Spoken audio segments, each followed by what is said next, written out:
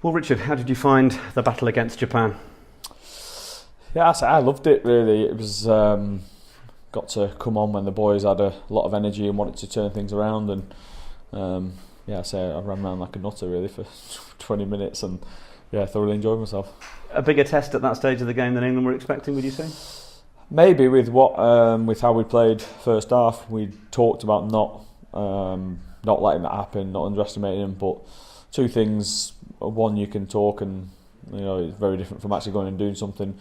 And two, you have to credit the Japanese with how they played. They kept the ball completely, which shows that they were a fit team, but also really well coached.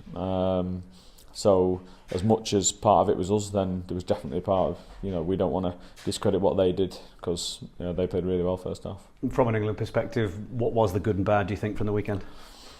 Well, first off, it showed that if you're 10% off where you need to be physically, that you can't make an impact in a game, and you let teams do what they want to do. So I think that was our chat at half time, that we wanted to really up that side of it. And credit to the lads, they come out second half and changed and did the basics really well, but sort of flew into them a bit better and managed to create a few more turnovers and penalties, and then you start getting territory and pressure and all these things game starts to look a lot easier.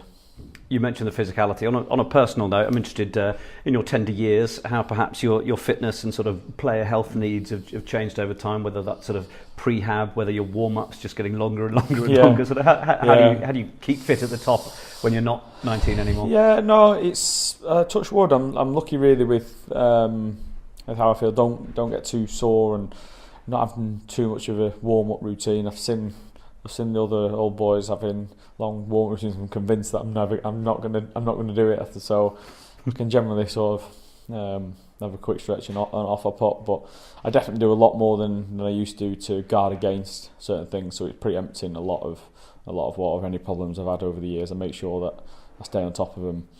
You can't always work harder and longer and constantly all that, but you can definitely be smarter all the time. You can always be learning. Lucky to be at a great club that have looked after me well and work well with them in terms of what I need, and that's the best for me as a individual and stuff like that with fitting in the team. So they've been great with me like that, so long may it continue. Indeed, yeah. It's sort of talking specifics, are there particular things that you find as a nine are particularly helpful to do? Any exercises you can recommend to any grassroots players out there that work?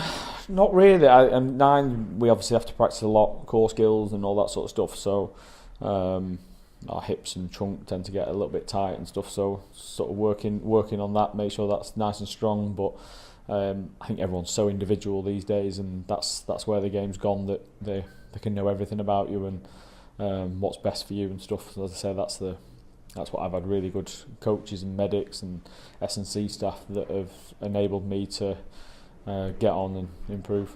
And on the rare times you have had a knock or something that's kept you out, how have you sort of coped with the mental side of that? My missus would say not too well, because I'm a bloody nightmare when I'm injured.